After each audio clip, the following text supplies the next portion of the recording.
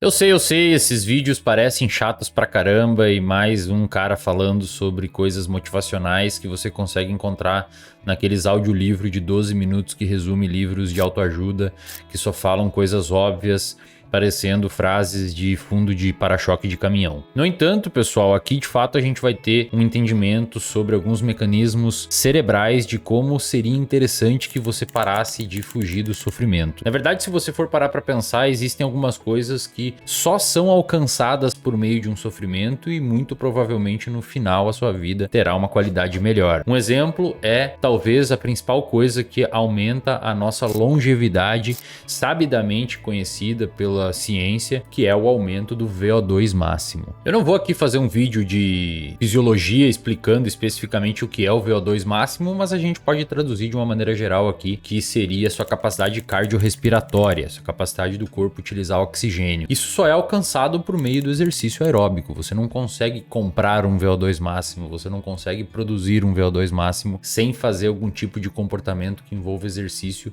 extenuante no limite da sua capacidade cardiorrespiratória. A ciência mostra hoje de uma maneira muito bonita que você tem uma chance muito menor de ter uma morte por qualquer causa que a gente conheça se você tem um VO2 máximo aumentado. Na verdade, tem alguns estudos que sugerem que se você tem um VO2 elite, que é um VO2 máximo muito bom, ou seja, você é muito bom em capacidade cardiorrespiratória, a sua chance de morrer é 80% menor do que uma pessoa com VO2 muito baixo. E isso é sensacional, porque basicamente é quase como se fosse uma pílula da longevidade. E você só consegue alcançar um VO2 máximo com sofrimento. Você vai falar, ah não, mas eu gosto de correr, isso é legal. Eu também gosto de correr, mas na hora que você tá correndo e você tem um tiro na sua planilha que envolve dar 20 tiros de 800 metros, talvez não seja tão agradável assim naquele momento. Depois é bacana, mas no momento talvez não seja. Esse é um exemplo muito simples de como você buscar o sofrimento pode fazer com que você consiga ter mais qualidade de vida. E você pode jogar isso para outras coisas. Quem passou num concurso muito difícil e tem um salário muito bom e um cargo muito estável, é uma pessoa que sofreu, é uma pessoa que estudou coisas que não gosta,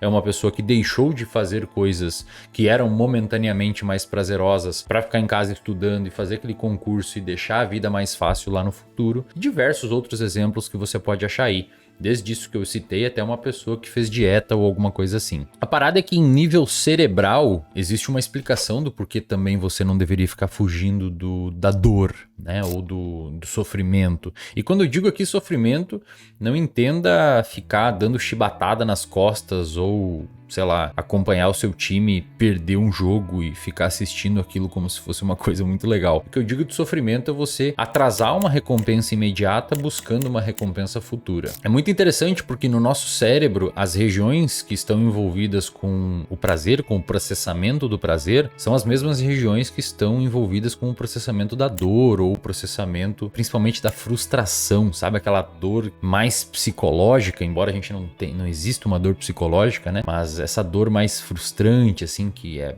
mais cognitiva, digamos assim, vai entre muitas aspas. E na medida em que você força essa região a processar apenas prazer, as outras coisas vão ficar mais difíceis. Um exemplo é você pedir para uma pessoa que é viciada em drogas, ou seja, que martelou bastante naquela região ali do prazer, fazer alguma atividade que envolva não ter prazer, como, sei lá, uma atividade física ou algum esforço específico, estudar. A pessoa, ela tem o sistema dela tão enviesado pro lado do prazer rápido que meio que dificulta ter a capacidade de fazer outras atividades que não envolvam prazer imediato, e o comportamento acaba ficando estreitado, né? O repertório comportamental da pessoa fica bastante pobre. E é muito louco porque a sociedade hoje nos facilita a ir para esse lado. É muito mais fácil hoje você querer fazer só coisas, muito mais fácil e muito mais acessível querer fazer só coisas e fazer só coisas que são momentaneamente prazerosas, e cada vez mais difícil você fazer coisas que envolvam um determinado sofrimento ou uma necessidade de imprimir um esforço. Principalmente com isso daqui, eu já comentei em outros vídeos aí, acho que nos vídeos que eu tô fazendo de rotina rotina na minha preparação para correr uma meia maratona. Eu comentei que eu tô tentando ficar mais ausente das redes sociais. Eu tenho momentos específicos de entrar, responder minhas caixinhas, responder as pessoas que eu preciso responder e já